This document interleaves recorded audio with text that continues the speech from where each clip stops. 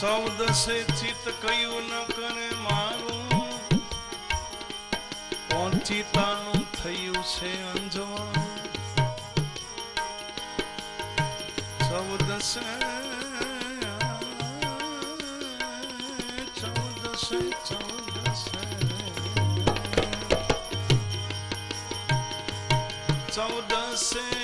ચિતડું કયું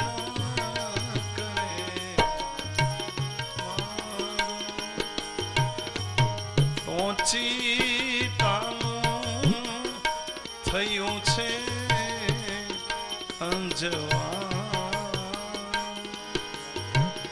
એ સદગુરુએ મારું તોડ્યું વજરનું તાળું,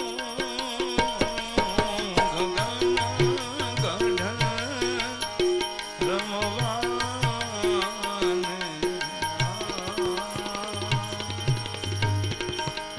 સદગુરુ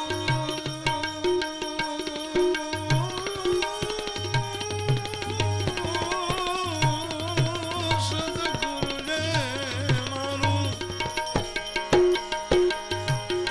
સદગુરુએ મારું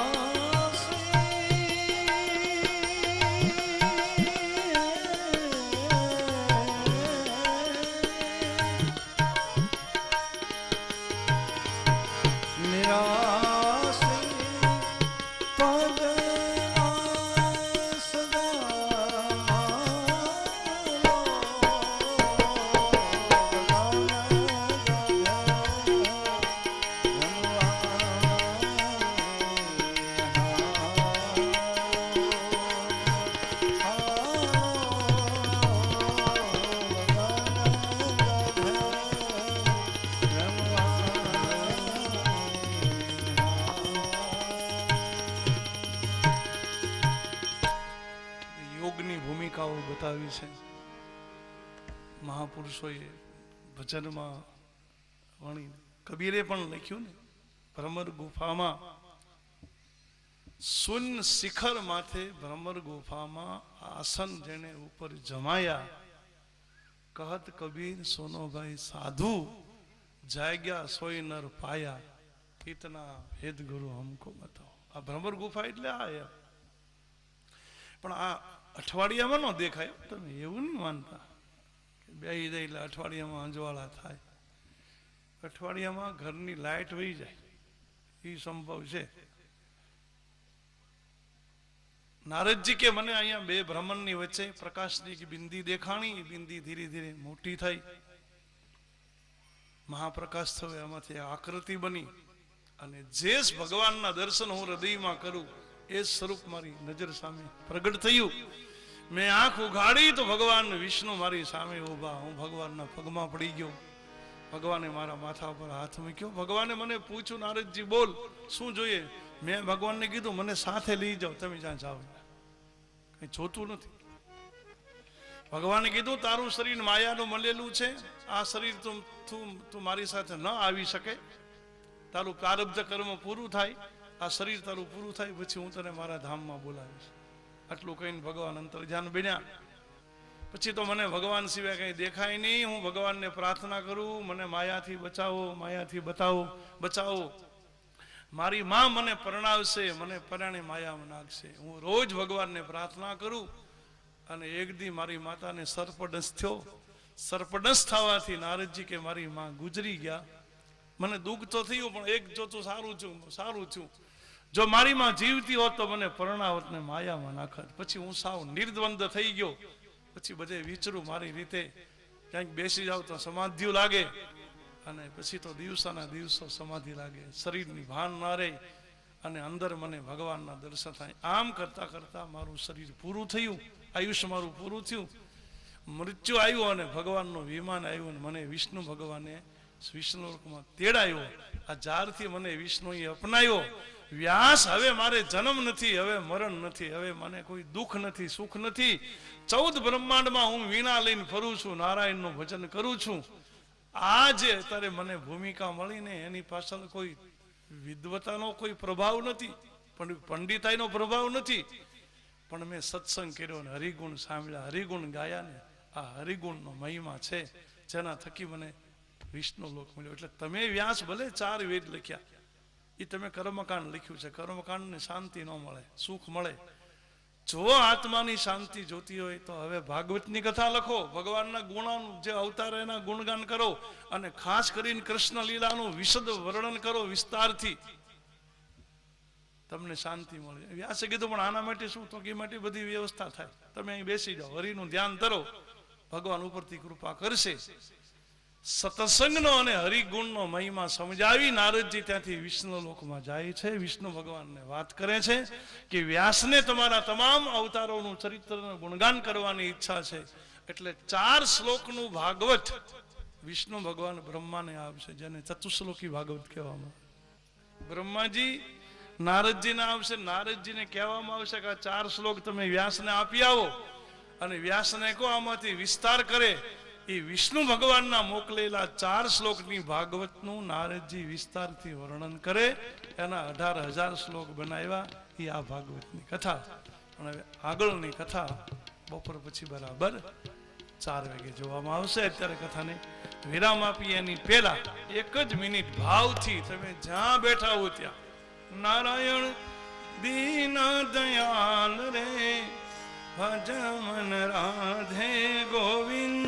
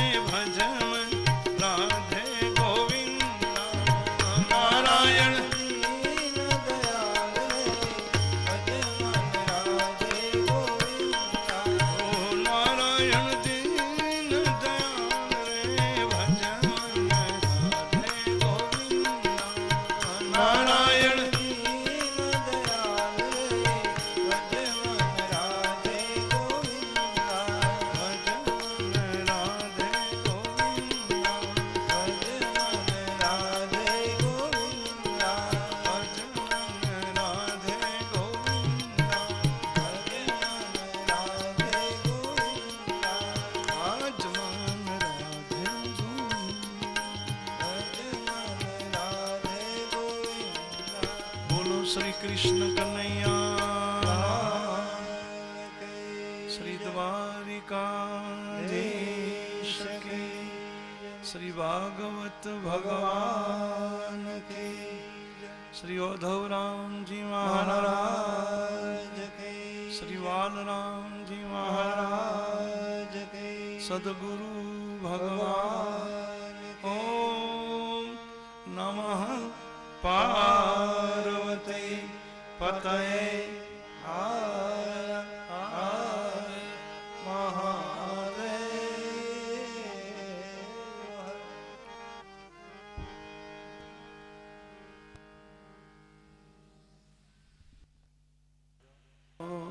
વાક્યમ મોક્ષમૂલમ ગુરોર કૃપા, મંત્રમૂલં ગુરોર્વાક્યં,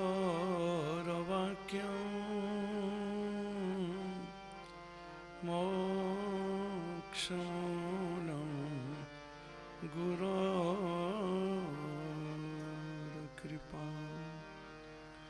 बोलो श्री कृष्ण कन्हैया लाल। श्री द्वारिका देश के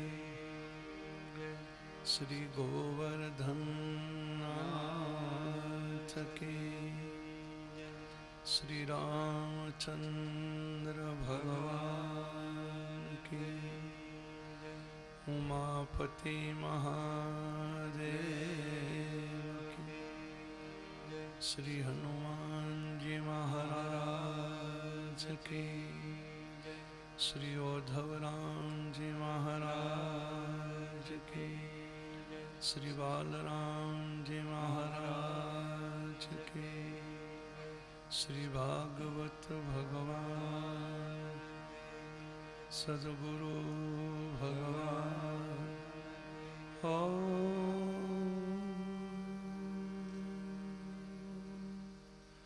नमः पार्वती पतये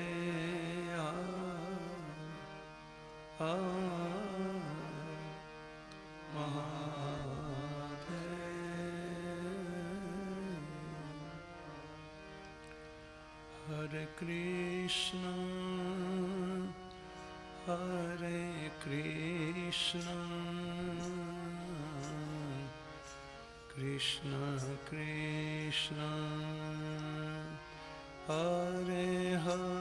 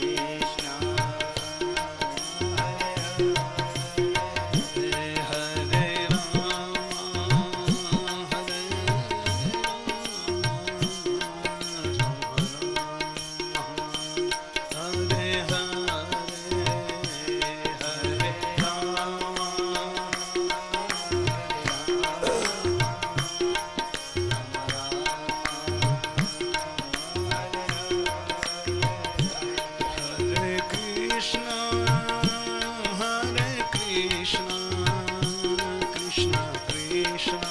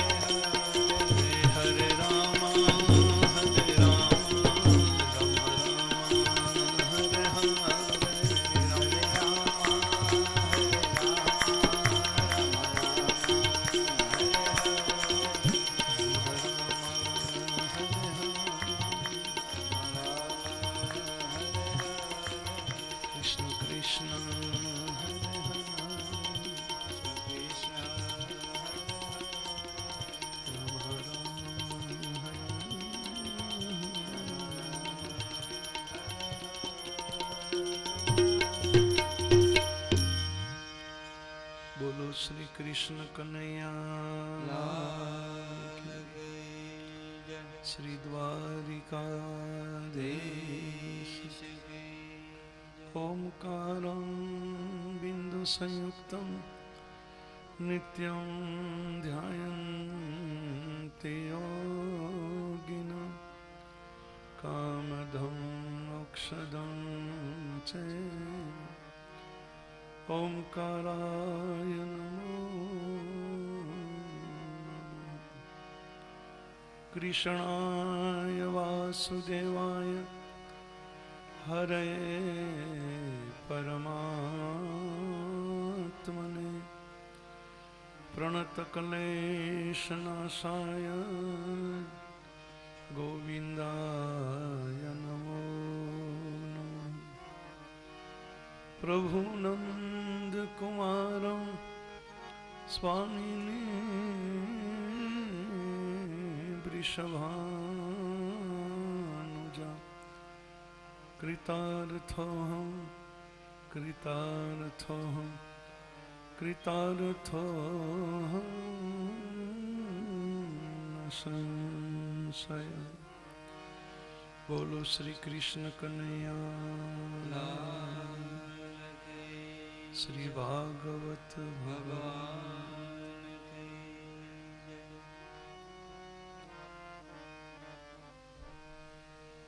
નૈમિષારણમાં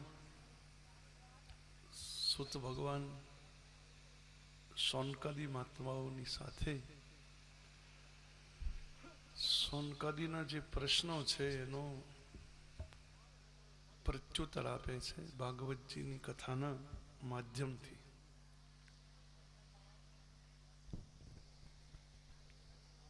ભાગવતજીની કથાની રચના કેવા સંજોગોમાં થઈ અને આ ભાગવતની રચના કોણે કરી એવો એક પ્રશ્ન ઉઠાયો.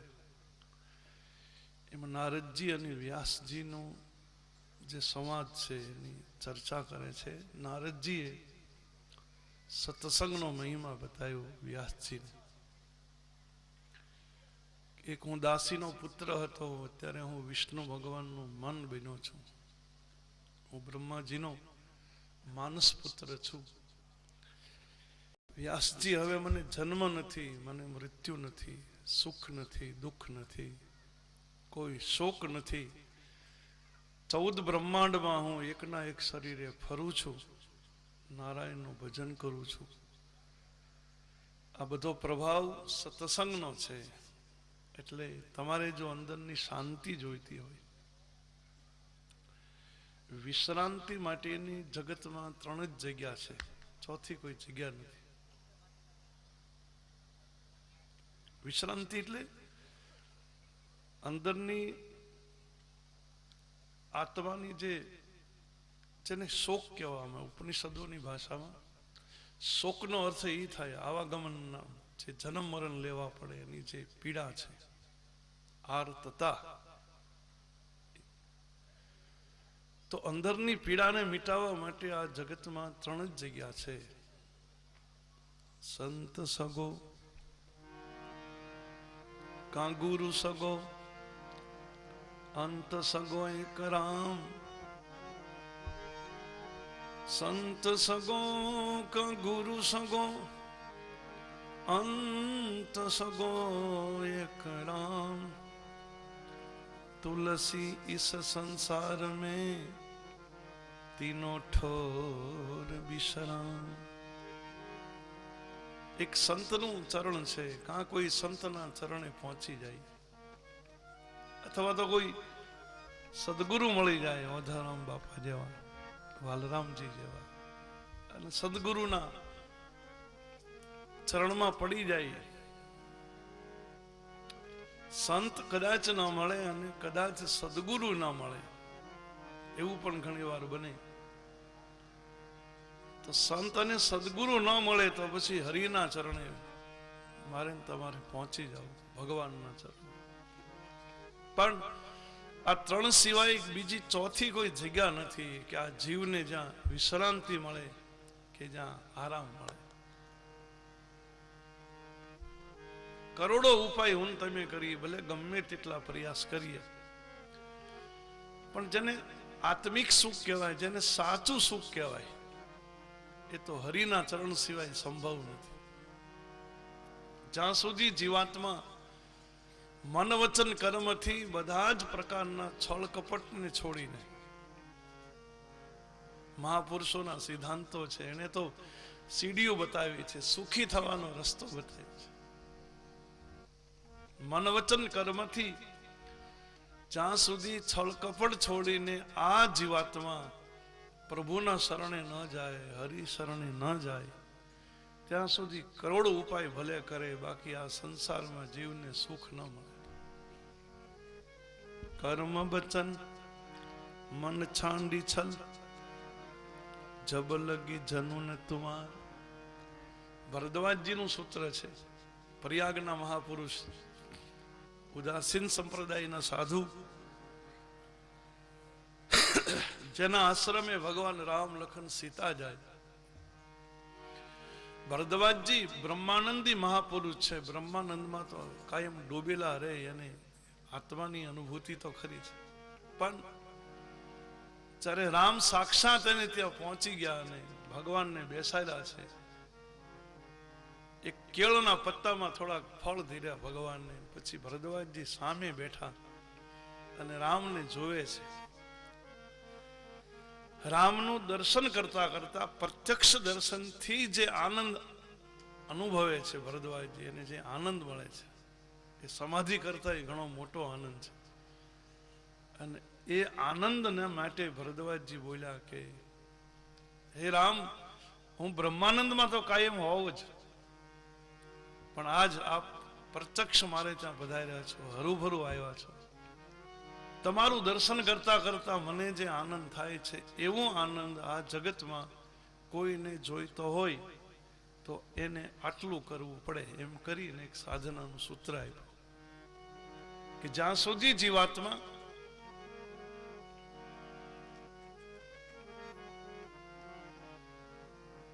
મનક્રમ વચનથી છલ કપટ છોડી અને જ્યાં સુધી તમારા ચરણે ન આવે, ત્યાં સુધી ભલે કોટી ઉપાય કરે, પણ એને સાચું સુખ ન મળે. એમ સંતનું શરણું જ્યાં સુધી ન મળે, કોઈ સદગુરુનો આશ્રય ન મળે, અને જીવ હરિ શરણાગત જ્યાં સુધી ન થાય, ત્યાં સુધી જીવને આત્માની શાંતિ ન મળે. નારદજી વ્યાસ ભગવાનને કહ્યું, તમે હરિકથા લખો, ભગવાનનું ચરિત્ર લખો. નારદજી વિષ્ણુ ભગવાન આગળ ગયા, વિષ્ણુ ભગવાનને વાત કરી કે નારદજીને તમારા અવતારોની લીલા લખવાની ઈચ્છા છે, એની ઉપર અનુગ્રહ કરો. વિષ્ણુ ભગવાને 4 શ્લોકની ભાગવત, જેને ચતુશ્લોકી ભાગવત કહેવાય, ભાગવતના મૂળ 4 શ્લોક એ બ્રહ્માજીને આપ્યા. બ્રહ્માજી નારદજીને આપ્યા અને નારદજીને કહ્યું કે આ તમે વ્યાસજીને આપો અને આ 4 શ્લોકમાંથી વિસ્તાર કરે. નારદજી 4 શ્લોકની કથા લઈ અને વ્યાસજી આગળ આવે. ભગવાન નારાયણનો પ્રસાદ છે, આપવાનો વિસ્તાર કરો. પછી તો ભગવાનનું ધ્યાન ધરી અને નારાયણને યાદ કરીને વ્યાસ ભગવાન એ 4 શ્લોકમાંથી ભાગવત કથા લખવા મળ્યા. 4 શ્લોકના 18,000 શ્લોક બનાવ્યા, આનો વિસ્તાર કર્યો. 365 અધ્યાય બનાવ્યા. 12 સ્કંધમાં આખી કથાને વિભાજિત કરવામાં આવી અને 12 સ્કંધ.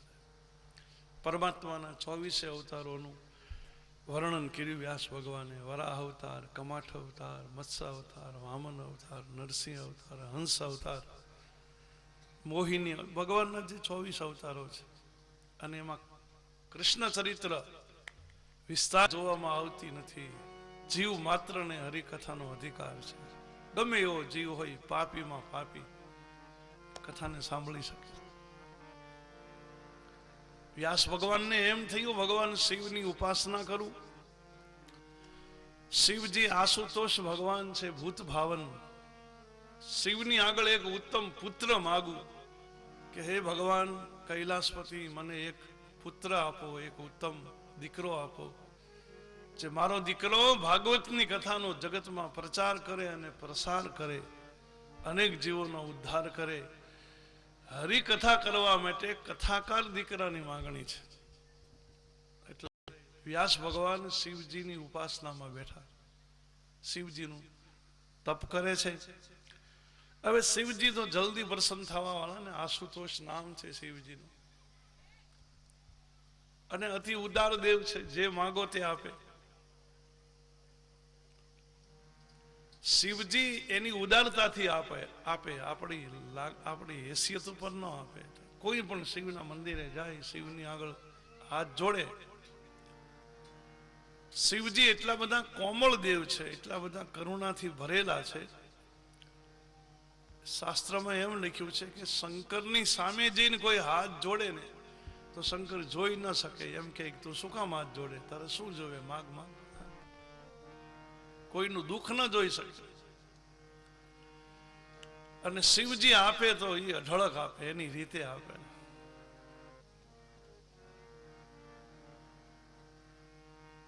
રાવણને આપ્યું, કુબેરને આપ્યું, બાણાસુરને. શિવની ઉપાસના ભાગવતજીના 10મ સ્કંધમાં લખ્યું છે, છેલ્લે ઉપસંહારમાં, કે વિષ્ણુની ભક્તિ મુક્તિ આપે, ત્યારે શિવની ભક્તિ સંપત્તિ આપે. જે શિવની ઉપાસના કરે, શિવજી લૌકિક સંપત્તિ બહુ આપે. મુક્તિ તો આપે જ, એ તો સવાલ જ નથી. મુક્તિ જ ભોગતિ બધું સાથે. પણ શિવજી ઐશ્વર્ય બહુ આપે, સંસારના પદાર્થો બહુ આપે. જેને જેને શિવની ઉપાસના કરી. કુબેર તો એક બ્રાહ્મણનો દીકરો હોય છે આગળના જન્મે. જીવન ધારા બહુ સારી નહીં, આઉટલાઈન થઈ ગયેલો છોકરો, એવા સંગ થઈ ગયેલા મિત્રોને. એકનો એક દીકરો હતો એના મા બાપને, અને એવા ખરાબ ધંધે ચડી ગયો. એના મા બાપે કાઢી મૂક્યો ઘરેથી, કે તું અમારો દીકરો નહીં. અને 3-4 દિવસથી ગામમાં ફરે, ગામ આખું ઓળખે, કોઈ એને ખાવા ન આપે, પીવા ન આપે.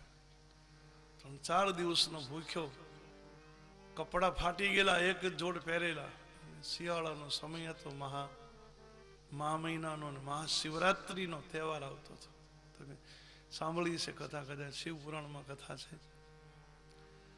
ઠંડીથી બચવા માટે એક ઝાડનું જે થડ હતું, થડની અંદર જે પોલાણ હતું, એ થડની અંદર ઉભો રહે, એ રીતે ઠંડીથી બચે.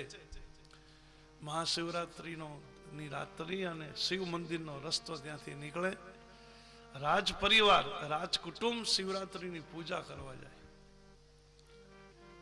સામાન તો ઘણો બધો હોય, રાજનો સામાન તો ઘણા બધા, દાસ દાસીઓ પૂજાના થાળ લેતા જાય, વસ્ત્રો લેતા જાય, અલંકારો લેતા જાય, ભગવાન શંકર માટે ભોગ લેતા જાય, સુખડી બનાવેલી. અને એના થાળ લઈ અને રાજના માણસો મંદિરે જાય છે, અને સુખડીની સુગંધ આવે છે. આ 3 દીથા ભૂખ્યો છે કુબેર, ઝાડના થડની અંદર ઊભો છે ઠંડીથી બચવા. એટલે એને વિચાર કર્યો કે રાજ પરિવાર પૂજા કરીને ઘરે જતું રહે, પછી શંકર મંદિરેથી આ થાળ ચોરી લઉં અને સુખડી ખાવ. પગથિયા ઉપર બેઠા બેઠા પૂજા જોઈ છે. રાજ પરિવાર પૂજા કરતું હતું ને કુબેર બ્રાહ્મણનો છોકરો શંકર મંદિરના પગથિયા પર બેઠે બેઠે, એને પૂજા કરી નહોતી, મહાશિવરાત્રીની પૂજા જોઈ હતી. બ્રાહ્મણોએ બીજા પરની પૂજા કરાવી નાખી. 4 પરની પૂજા હોય. રાજ પરિવાર ઘરે જાય છે. રાત્રિના 12 વાગ્યા. શિવની આગળ એક દીવો બળે છે ને બધું ત્યાં અર્પણ કરેલું છે, વસ્ત્ર અલંકાર, ભોગ માટેની સુખડીનો થાળ. 3જા પરની પૂજા કરવાની શરૂઆત બ્રાહ્મણો કરે 12 થી 3 ની. એટલે બ્રાહ્મણોને એમ કે આપણે 5-10 મિનિટ થોડીક વિશ્રાંતિ કરી લઈ, થોડોક પોરો ખાઈ લઈ, પછી પૂજા શરૂ કરી લે. બ્રાહ્મણો થોડાક આડા પડ્યા મંદિરમાં, લંબાયું હોય. એમ ખબર નહીં, બ્રાહ્મણોને થોડીક નિંદર પણ આવી ગઈ. અને પછી આ કુબેરી શિવ મંદિરમાં જાય છે. હવે દીવો ઓલોવા જવાની તૈયારીમાં, ઘી ખૂટી ગયેલું એટલે દીવો હમણાં જ ઓલવાઈ જશે, પછી તો અંધારું થઈ જાય. એટલે થાળ જે સુખડીનો ચોરી લઈ જાઓ તો કુબેરને એમ કે જો અંધારું થશે તો મારીથી થાળ નહીં લેવાય, કંઈક બીજી વસ્તુ લેવાશે, કંઈક અવાજ થશે, બ્રાહ્મણો જાગી જશે. એટલે એને જે કપડું પહેર્યું હતું, ફાટી ગયેલું કપડામાંથી એક ચીથરું ફાડ્યું એના પહેરેલા કપડામાંથી, અને ઝાંખો દીવો બળતો હતો, બોલાવવાની તૈયારીમાં હતો, એમાં ચીથરું સળગાયું. ચીથરું સળગાવીને અંજવાળું કરી અને સુખડીનો થાળ લઈને જ્યાં ભાગે છે ત્યાં બ્રાહ્મણો સૂતેલા ને એના પગ સાથે અથડાનો ઠેસ આવીને પડી ગયો, થાળ નીચે પીડ્યો. એવી રીતે પીડ્યો કે શિવ મંદિરમાં એનું મૃત્યુ થઈ ગયું. હવે શિવના મંદિરમાં મરી ગયો એટલે સીધો શિવલોકમાં ગયો. ભગવાન શંકરે એને ત્યાં સ્વીકાર્યો ને કીધું કે તારી જેવો કોઈ ભગત નહીં. કાં તો કે તે તારા પહેરેલા કપડામાંથી પણ ચીથરું ફાડીને તે મને મહાશિવરાત્રી દીવો કર્યો છે. ચોરી કરવા ગયો હતો ભગવાનના મંદિરે, અને છતાંય ભગવાને એવું માની લીધું શંકરે કે એને કમસે કમ મને દીવો તો કર્યો, ભલે નહીં મારા ઘરમાં ચોરી કરવા આવ્યો, પણ પહેરેલા કપડામાંથી ચીથરું ફાડીને દીવો કર્યો. એટલે એ બ્રાહ્મણને બીજે જન્મે કુબેર બનાવી દીધો, કુબેર ભંડારી બનાવ્યું. હવે શિવજી આટલા બધા ઉદાર છે. શિવ સમાન દાતા નહીં, વિપત વિદારણ હાર, લજિયા સબકી રાખ્યો તમે નંદી કે સવાર. કૈલાસમાં વિરાજિત છે ભગવાન પાર્વતી સાથે, ગિરિજા સાથે રમણ કરે છે. બ્રહ્માનંદ સ્વામી બહુ સારું લખે છે. આ ગિરી કૈલાસ કે એ ઉપર કલ્પતરુઓ કી છાવો में कल्पतरुओं की छाव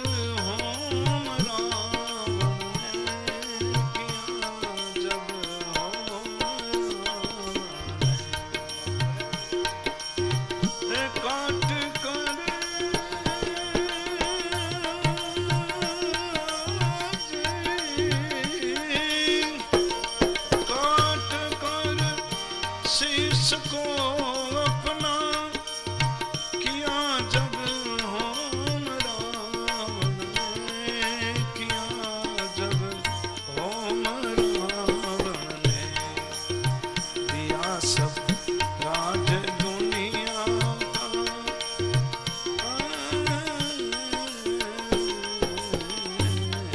दिया सब राज दुनिया का, दिलावर हो तो ऐसा हो, दिया सब राज दुनिया का, दिलावर हो तो ऐसा हो, सदाशिव सर्वर वरदाता, सदाशिव सर्वर वरदाता, दिगंबर हो तो ऐसा हो, दिगंबर हो तो ऐसा।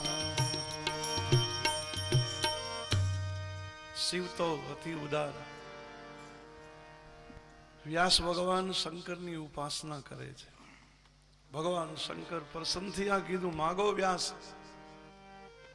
વ્યાસજીએ હાથ જોડીને કીધું, મહારાજ કૃષ્ણની લીલા લખી છે, ભગવાનનું ચરિત્ર લખ્યું છે, કૃષ્ણ લીલાને ગાવા માટે મને એક દીકરો આપો, કે મારો દીકરો જગતમાં હરિકથાનું ગાન કરે, જગતનો ઉદ્ધાર કરે. ભગવાન શંકરે વિચાર કર્યો કે વ્યાસ દીકરો માગે, કથાકાર દીકરો માગે. હવે એવો કોઈ પવિત્ર આત્મા હોય તો એને મોકલાય ને, ગમે તેને તો મોકલી ના દેવાય. હરિગુણ ગાવા માટે કથાકાર જોઈએ છે. શિવજી વિચાર કરે, જો કોઈ એવો કોઈ લાયક હોય, લાયકાત વાળો કોઈ આત્મા હોય.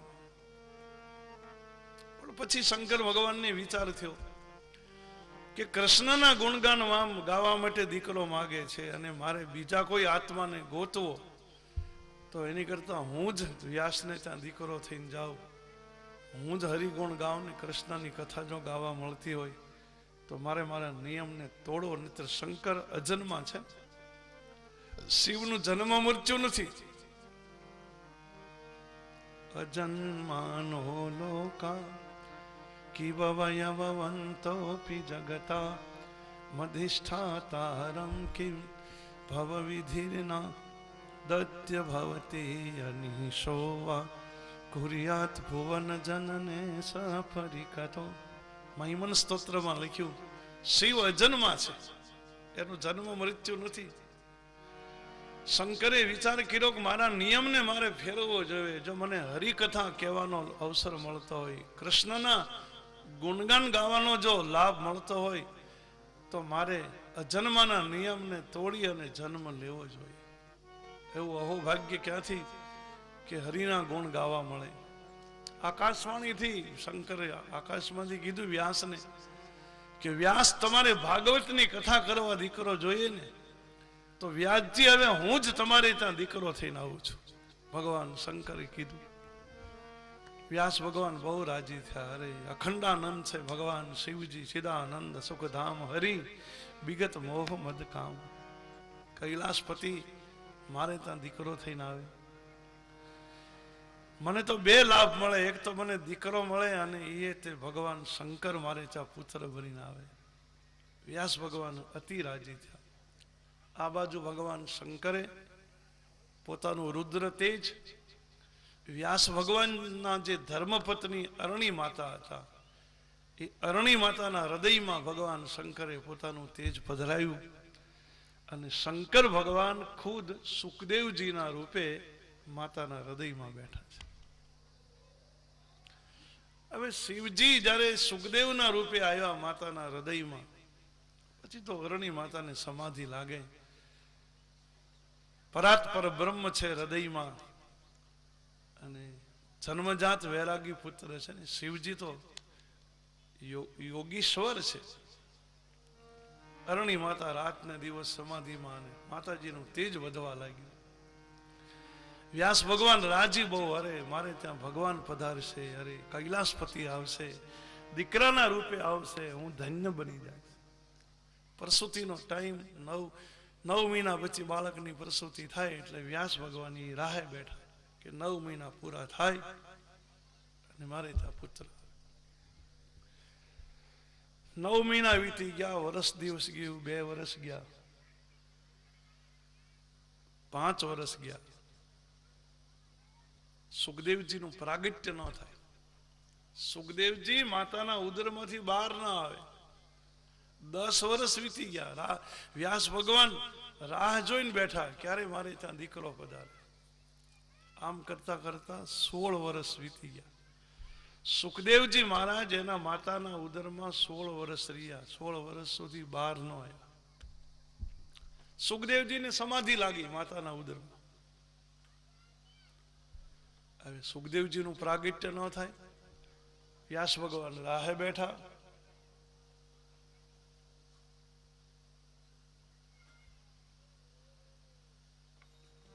ચર્ચા બહુ ન કરો, વાતો નહીં કરો મહેરબાની.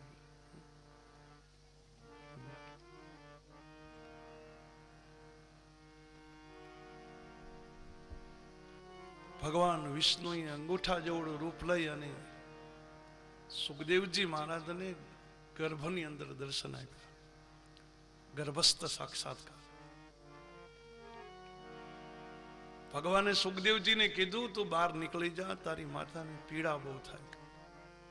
9 મહિના પછી બાળકની પ્રસૂતિ હોય, તું 16 વર્ષથી અહીં બેઠો છે એટલે હવે તું જગતમાં આવી જા.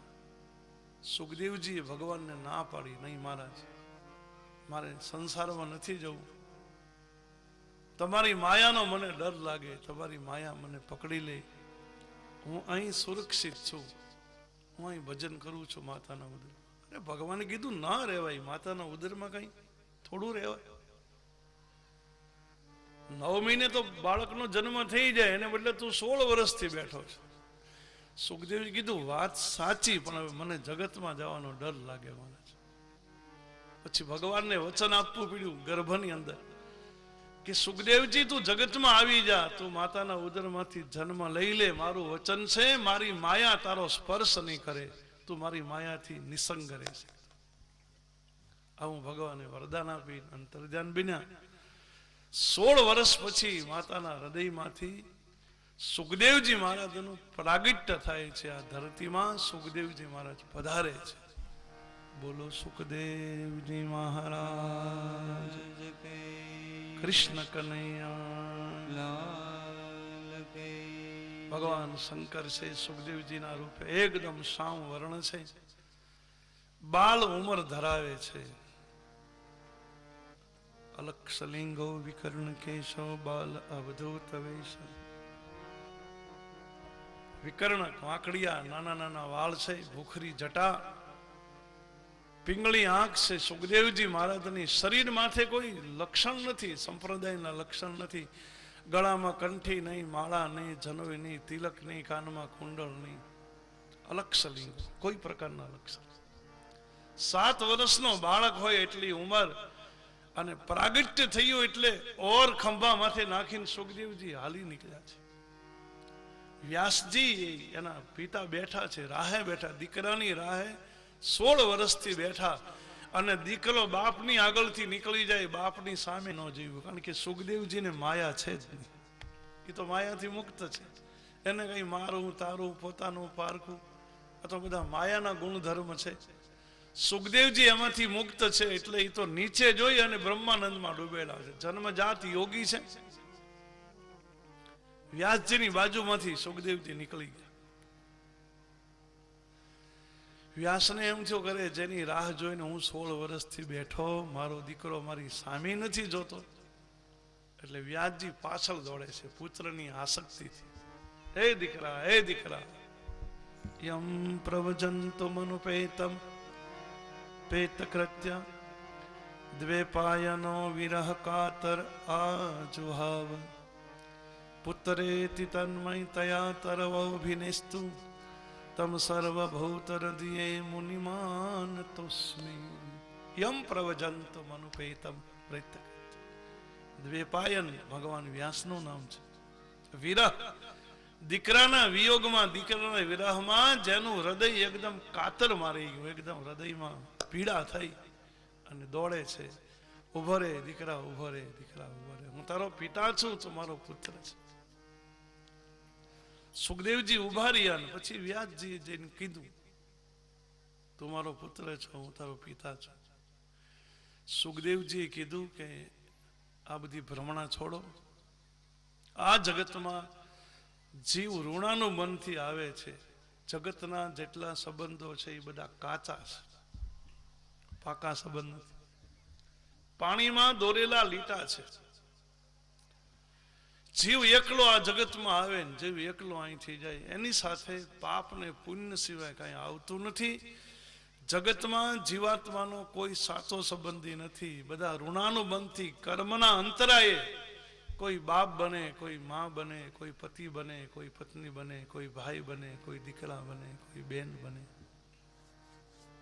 સુખદેવજી કીધું આ જીવાત્માના કરોડ જન્મ થાય, મારા તમારા કરોડ જન્મ થયા હશે. જેટલી વાર મેન તમે જન્મ લીધો એટલી વાર મા બાપ તો બનાવ્યા જશે. માતા પિતા વગરનો જન્મ નહીં થયો હોય તો કરોડ જન્મ મારા તમારા થયા, એમાં આપણા કરોડ મા બાપ બન્યા હશે ને. તો કરોડ મા બાપ માંથી સાચા મા બાપ કોણ? કોઈ નહીં. જીવ આવે ઋણાનુબંધથી, ઋણ એકબીજાના પૂરા થાય, જીવ અહીંથી છૂટી જાય, જતો રહે. કર્મનું ભાતું સાથે લઈને જાય. લેણા દેવી હોય ને તો લેવાય ગમે એની સાથે. પછી ભાઈ હોય તો ભલે, દીકરો હોય તો ભલે, અને બાપ હોય તો ભલે. કોઈના ધોખા ન કરવા. સમાજમાં ઘણી વાર થાય ને, સગો ભાઈ છે પણ અમારું કઈ ધ્યાન રાખતો નથી. ઘણા મા બાપ એમ કહેતા હોય દીકરા છે પણ કઈ અમારી સામે જોતા નથી. ઘણા દીકરા માતા પિતાનું દુઃખ ગણતા હોય, અમને એમને કાઢ્યા ઘરમાંથી, ઉઘાડા પગે, કાંઈ ન આપ્યું. આવા ઘણી કથાઓ આપણે સાંભળી. પણ હું એમ કહું ઠીક છે, એ તો દુઃખ લાગે એકબીજાને એટલે અજ્ઞાનતાથી આપણે એકબીજા માથે આરોપ નાખીએ, એને અમને કાંઈ આપ્યું નહીં, કાંઈ આપતા નથી. પણ જો ખરેખર વિચારીએ ને તો આવી વાતો ન કરે. આપણે સમજી લેવાય આપણું લેણું નહીં ભાઈ. લેણા દેવી હોય તો માણસ આફડું આપે. મદારી એક દિવસમાં નથી 3 ગામ ફરતો. મદારી આગળ સર્પ સિવાય કાંઈ નથી, અને મોરલી વગાડે. અડધી પોણી કલાક ચોકમાં ગામડામાં આવા ચોરામાં બેસે, ઘડીક સર્પને બહાર કાઢે. છોકરા ભેળા થઈ જાય, થોડાક મોટા આવે, છોકરા એને દાણા લઈ આવી દે, મોટા થોડાક પૈસા આપે. એ એક દિવસમાં 3 ગામ ફરે મદારી, એટલે 10 કિલો 15 કિલો એની આગળ બાજરો થઈ જાય, 50 રૂપિયા રોકડા થઈ જાય. આ એની પર ડે ની ઇન્કમ થઈ જાય. સર્પ એટલું કમાઈને આપે મદારી રોજ. બીજા 2-3 ગામડા લઈ. તો સર્પને મદારી કોઈ સગા નથી, એ કોઈ સગા ભાઈઓ નથી, એ બાપ દીકરો નથી. પણ સર્પના જીવાત્મા એ મદારીનું કોઈ જન્મે ખાધું હશે, એટલે મદારીનું દેણું દેવા માટે એ કાળો નાગ થઈને પણ આવ્યો. એટલે લેણા હોય ને તો કાળા નાગ કમાઈને આપે, બાકી લેણું ન હોય તો સગા દીકરા ન આપે. આ દુનિયામાં ધોખા ન આપે. આપણે સમજી લેવું જોઈએ ને લેણું. અને અહીંયા બધા કાંઈ આપણને સુખ દેવા થોડા આવે છે? બધા કાંઈ આપણને સુખ ન આપે. ઘણા આપણી આગળ લેવાય આવતા હોય ને, એના કોઈ જન્મના બાકી લેણા હોય, દીકરો થઈને આવે, પત્ની થઈને આવે, બાપ થઈને આવે, ભાઈ થઈને આવે, અરે મિત્ર બનીને આવે. અનેક પ્રકારના સંબંધો છે. એટલે જીવને જ્યાં સુધી એકબીજા સાથે ઋણાનું બંધ છે ને ત્યાં સુધી જ બધા જોડાયેલા છે. બાકી અહીંથી લેણું પૂરું એકબીજાનું થઈ ગયું, શ્વાસ પૂરા થઈ ગયા, શરીર છોડી દીધા પછી જીવનો સંગાથી કોણ? એ કોના છોરું ને કોના વાછરું રે, કોના માંગને બા. આ જીવને અંતે જાવું, જીવને એકલું અંતે જાવું, જીવને એકલું. સાથે પુણ્ય અને પાપ રે, એટલે હરિનો રસ પીજે, એટલે હરિનો રસ પીજે. છોરું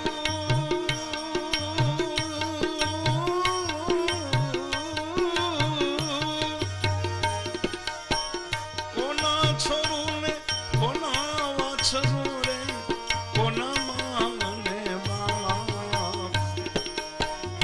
અંતે જાઉં જીવને એકલું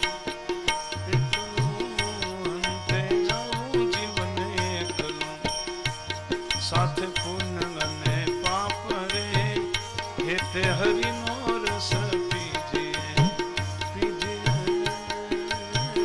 હેતે હરિનો રસ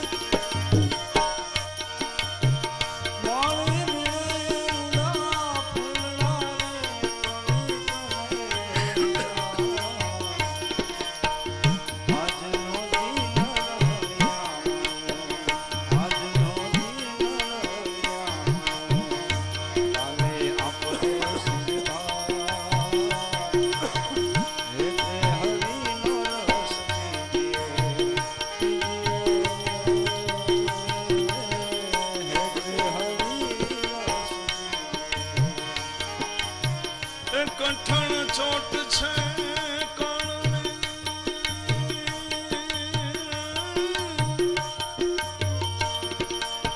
પ્રભુજી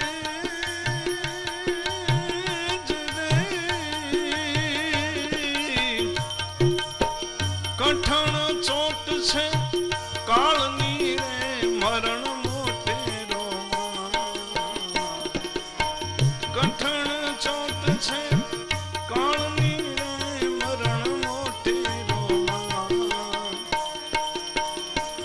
રાજાને કંઈક રાજીયા કંઈક રાજાને કંઈક રાજીયા છોડી ચાલ્યા સંસાર રે હેતે હરિનો રસ પીજીએ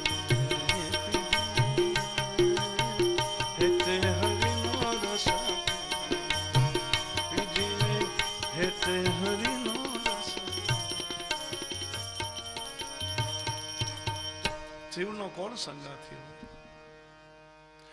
તમે થોડોક વિવેકથી આપણે વિચાર કરીએ ને આપણે જેને અત્યારે જેને આપણા માયના છે આપણા પોતાના જે માની છે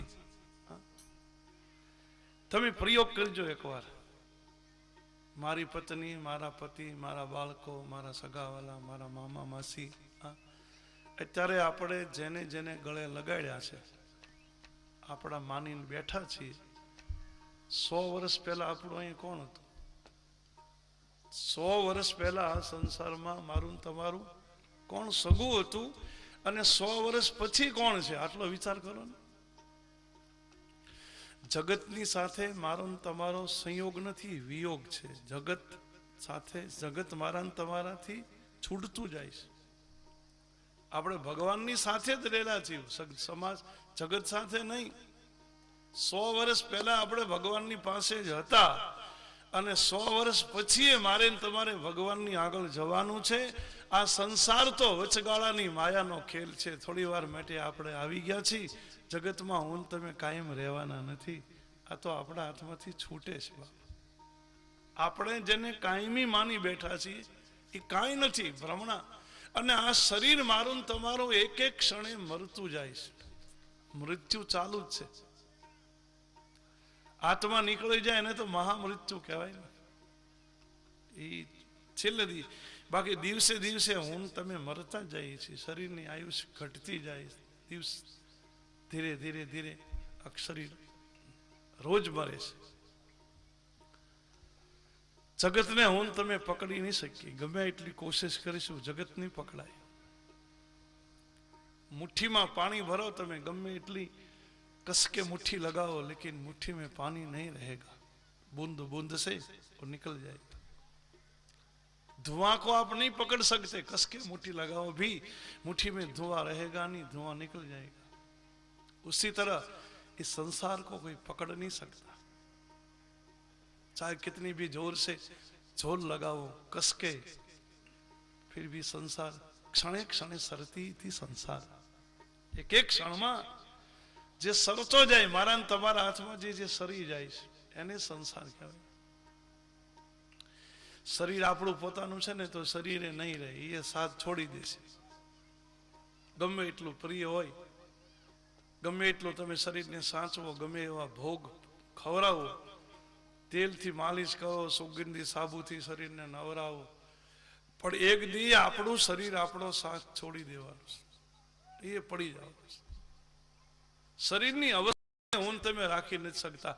બાળપણ હતું બહુ સારું હતું, કઈ ચિંતા નહોતી, ખાવું પીવું ખેલવું। બાળપણ કાયમ રાખવું હતું એ રહ્યું નહીં, બચપન નીકળી ગયું, જુવાની આવી તો જુવાનીમાં આનંદ આવ્યો, અને એમ થતું હતું જુવાની કાયમ રહે તો સારું, અને કાયમ ટકે એની કોશિશે ઘણી કરી। દાંત હલ્યા તો ચોકઠા નખાવ્યા, આંખ નબળી પડી તો ચશ્મા કરાવ્યા, કાન થોડા કમજોર થયા તો ઇયરફોન કરાવ્યા, વાળ સફેદ થયા તો ડાય કરીને કાળા કર્યા, ગમે એમ કરી અને જુવાનીને રાખવાની કોશિશ કરી તો છેવટે જુવાની નીકળી ગઈ। પીડતા આવી, વૃદ્ધાવસ્થા જોઈતી નથી પણ વૃદ્ધાવસ્થા આવશે, અને